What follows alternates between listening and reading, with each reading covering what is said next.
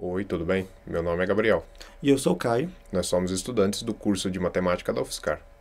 Nessa videoaula, faremos uma relação entre a política e a matemática através do conceito de poder. Nossa aula terá os seguintes momentos. Vamos primeiro ver uma definição de poder. Depois, vamos interpretar matematicamente a definição de poder, utilizando as funções e as translações no plano. E para ilustrarmos essa interpretação matemática, vamos utilizar representações visuais. Daremos 3 exemplos de relações de poder. Por fim, faremos algumas considerações finais com críticas ao modelo que escolhemos para representar o poder e falaremos das nossas referências bibliográficas. Vamos começar. Vamos trabalhar com a definição de poder apresentada no Dicionário de Política de Norberto Bobbio. O poder em ato é uma relação entre comportamentos. Consiste no comportamento do indivíduo A ou do grupo A que procura modificar o comportamento do indivíduo B ou do grupo B, em que se concretiza a modificação comportamental pretendida por A. Uma vez posta a definição de poder com que trabalharemos, vamos agora interpretá-la utilizando o conceito de função.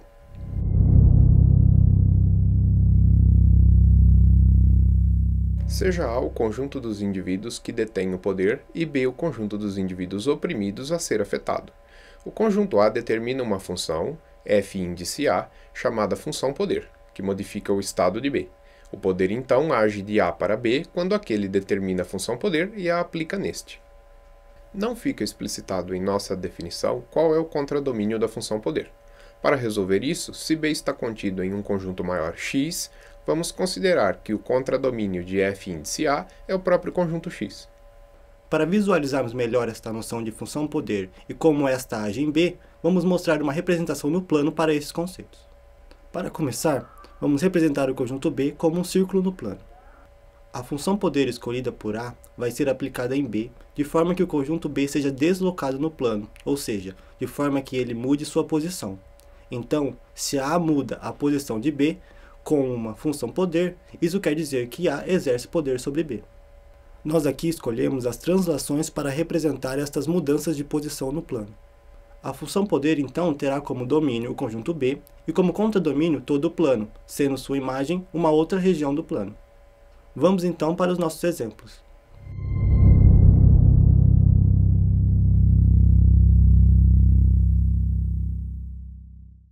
Chamamos de poder homogêneo aquele que age sobre os indivíduos oprimidos de maneira uniforme.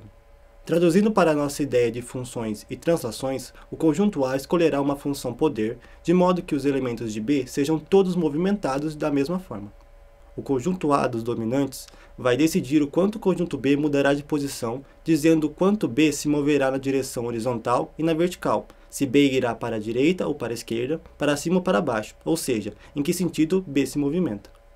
Toda essa informação sobre o movimento, se vertical ou horizontal, se para a direita ou para a esquerda, se para cima ou para baixo, pode ser encapsulada matematicamente em um cara que chamamos de vetor. Representamos este vetor pela letra V minúscula com essa seta. Portanto, a lei de correspondência da função poder homogêneo pode ser descrita desta maneira. No poder homogêneo, todos os elementos de B serão transladados conforme o mesmo vetor, sem distinção. Vamos agora para o próximo exemplo. Outro tipo de poder é o poder coercitivo. Neste, o conjunto dos oprimidos B tem o comportamento desejado por A só para evitar um mal de ameaça.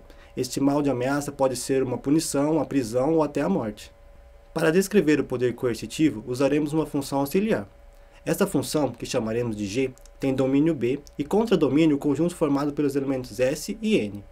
Sua lei de correspondência faz a seguinte pergunta: o indivíduo B do conjunto B aceita a conduta imposta por A? Se sim, então G de B igual a S. Caso contrário, G de B igual a N. Quem decide não aceitar o que A determina, terá então um fim diferente dos que aceitam. Se definirmos uma função H determinada por A, que associa a cada indivíduo B com G de B igual a N uma punição, podemos definir a função poder coercitivo utilizando as funções auxiliares G e H.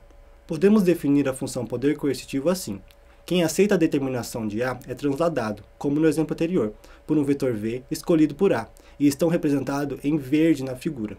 Agora, quem não aceita, G de B igual a N, recebe a punição H, e é mandado para a parte em vermelho da imagem da função.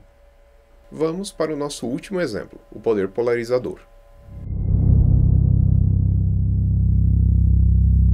nós pensamos o poder polarizador como um poder que leva o conjunto B a se dividir em duas partes, B índice 1 e B índice 2, sem elementos em comum e que juntas compreendam todos os indivíduos de B. Estas partes se moverão para lugares opostos no plano.